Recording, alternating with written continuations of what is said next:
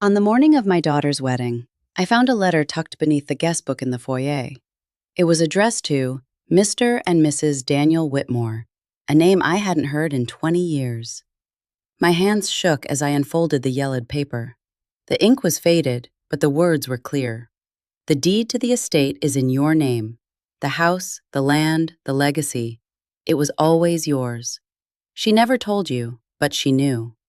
I looked up, my breath shallow. The grand staircase of our family home loomed above me, the chandelier casting fractured light across the marble floor. Somewhere upstairs, my daughter Lily was slipping into her wedding dress, humming a song I'd sung to her as a child.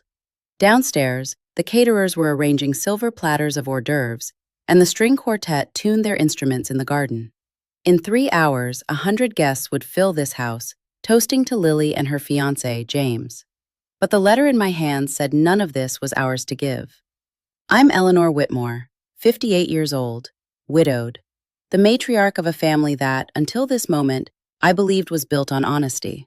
I was the one who kept us together after my husband Richard died, who sold my jewelry to pay for Lily's college, who lied to the bank when the mortgage was due, who told my son Ethan that everything would be okay when his first business failed. I was the glue, the protector, the one who never let the cracks show. But my emotional weakness? I trusted too easily. I believed in the goodness of people, even when the evidence stacked against them. And now, standing in the foyer of the home I thought was mine, I realized I had been blind for decades. Lily's wedding was supposed to be perfect, a fairy tale. The Whitmore estate, passed down for generations, would host the ceremony. The garden, where Richard and I had renewed our vows, would be filled with white roses. The reception would be held in the grand ballroom, beneath the portraits of our ancestors. This house was our legacy, our identity, and according to the letter, it wasn't ours at all. For months, I'd felt something was off, small things at first, a missing silver teapot from the attic, a phone call from a lawyer's office that hung up when I answered, the way my sister Claire avoided my eyes at Thanksgiving. But I'd pushed it aside. Claire was family. She'd been there when Richard died. She'd held my hand when the doctor said it was cancer. She was Lily's godmother. Yet last week, I'd overheard her on the phone. No, he doesn't know. Eleanor still thinks it's hers. I'd told myself I was imagining things. I wasn't. I found Claire in the kitchen, directing the caterers. Her smile was too bright, her voice too sharp. Eleanor, you look pale. Are you okay? I didn't answer. Instead, I walked to the study, where the old family safe was hidden behind a bookshelf. The combination was Richard's birthday. Inside, beneath his watch and our marriage certificate, was a manila folder, the deed to the house. And it wasn't in my name. It was in Daniel Whitmore's, my father's brother, the black sheep of the family who disappeared when I was a child. The man my mother had called a thief and a disgrace. The man Claire had been speaking to on the phone. I flipped through the documents. There it was, a notarized letter from my father, transferring the estate to Daniel after his death. My mother had forged my father's signature on a second deed, the one I'd always believed was real. And Claire had known. I didn't scream. I didn't cry.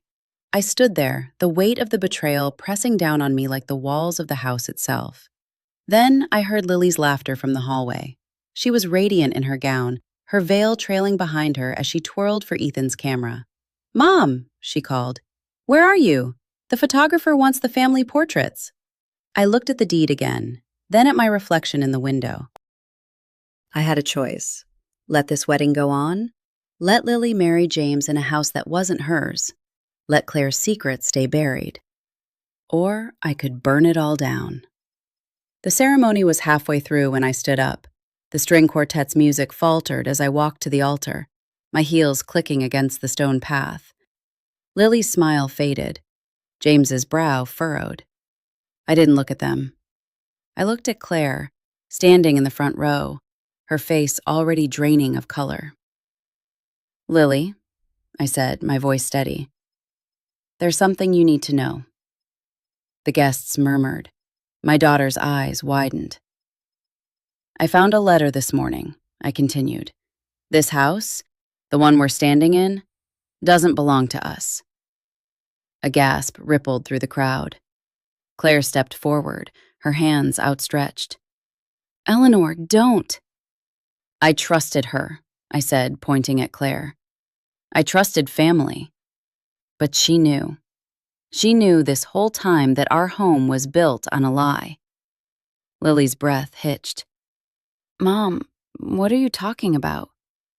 I turned to her, my vision blurring. Your great-uncle Daniel owns this house. Your grandmother stole it from him, and Claire helped her cover it up. Silence. Then, chaos. James's mother fainted.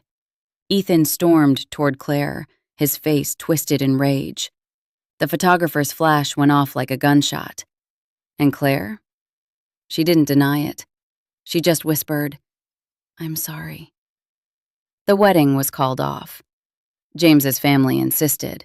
Bad omens, they said. The deed was sent to Daniel's lawyer. He'd died years ago, but his son, a man I'd never met, now owned the house. Lily moved in with me, into a small apartment downtown. She didn't speak to Claire for a year. And me? I sat on the steps of the estate one last time, watching the movers carry out the last of our things. Claire found me there. She looked older than I'd ever seen her. I did it to protect you, she said. I didn't answer, because some wounds don't heal with words. They say love requires truth, but truth requires sacrifice. I lost a house that day. But I kept my family, and in the end, that was worth the fire.